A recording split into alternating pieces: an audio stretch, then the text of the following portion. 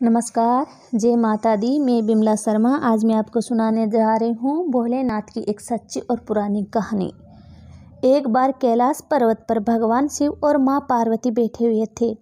शिव जी ध्यान लगाकर बैठे थे।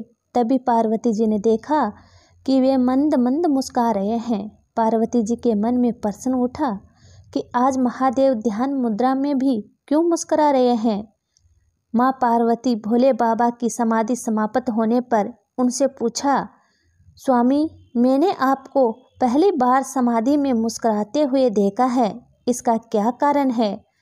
शिवजी ने माता पार्वती को बताया कि उनके एक भक्त और उसकी पत्नी के बातें सुनकर वे मुस्कुरा रहे थे।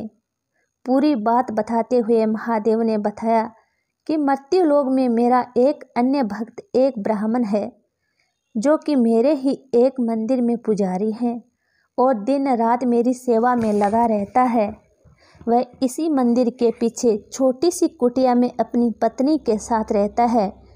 इसकी पत्नी चाहती है कि उसके पास उसका खुद का घर हो और धन दौलत हो, जिसे वह सुख से अपना जीवन बिता सके, परंतु पुजारी केवल मंदिर के चढ़ावे पर निर्भर रहता था और मंदिर में आने वाली दान दक्षिणा से बड़ी मुश्किल से घर का खर्चा ही चल पाता है।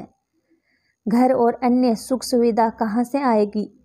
पर वह दिन रात मेरे से अपनी पत्नी का सपना पूरा करने का अनुग्रह करता है।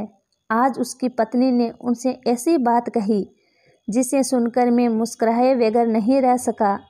पार्वती जी ने पूछा, ऐसा क्या कहा उसकी पत्नी ने जो आपका ध्यान भंग हो गया। शिवजी ने बताया, उसकी पत्नी ने आज उसे ताना मारते हुए कहा कि जिन भोले शंकर की तुम दिन रात सेवा करते रहते हो और उनसे मेरे लिए घर मांगते रहते हो, उनके पास तो खुद का घर भी नहीं है। वे तो खुद कैलाश पर्वत पर रहते हैं, तुम्हें कहाँ से घर देंगे। बस यही बात सुनकर मैं मुस्कुरा रहा था। इस पर पार्वती जी को बड़ा आश्चर्य हुआ। पार्वती जी ने कहा, स्वामी, ये बात सुनकर मुझे बहुत बुरा लगा। वह आपको ताना मार रही है और आप मुस्कुरा रहे हो। आप उसे एक घर और सुख सुविधा दे दीजिए जिसे वो आपकी निंदा न कर सके। इस पर शिवजी ने कहा, पार्वती, ये मेरे वश में नहीं है। ये सभी प्राणी तो मृत्यु लोक में रहते हैं, अपने पिछले जन्म के और साथ ही इस जन्म के कर्मों का फल भोग रहे हैं और जैसे ही इनके कर्मों का फल इन्हें मिल जाता है, उन्हें सभी प्रकार के सुख मिलना शुरू हो जाते हैं और अंत में वे मुक्ति पा जाते हैं।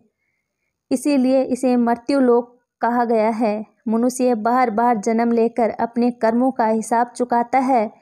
यही कर्म भूमि है, बिना कर्म में गति नहीं है।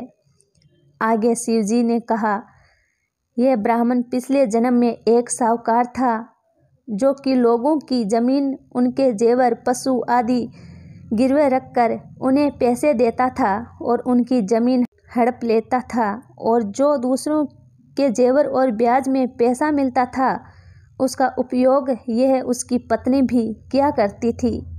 इसी कारण आज इस जन्म में ऐसे घर नहीं मिल सकता और इसकी पत्नी जिसने उन वस्तुओं का उपयोग किया वह भी इसके साथ ये कर्म फल भोग रही है।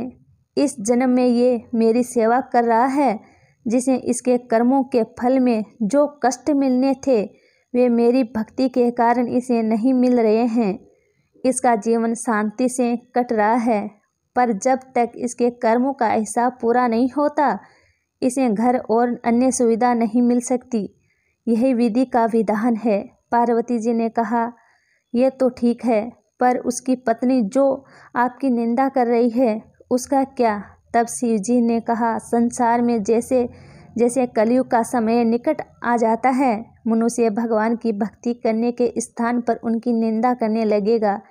यही सृष्टि के आरंभ में ही लिखा जा चुका है। जो व्यक्ति इस कठिन समय में मेरी सेवा करता रहेगा उसको इस मृत्यु लोक से मुक्ति मिल जाएगी।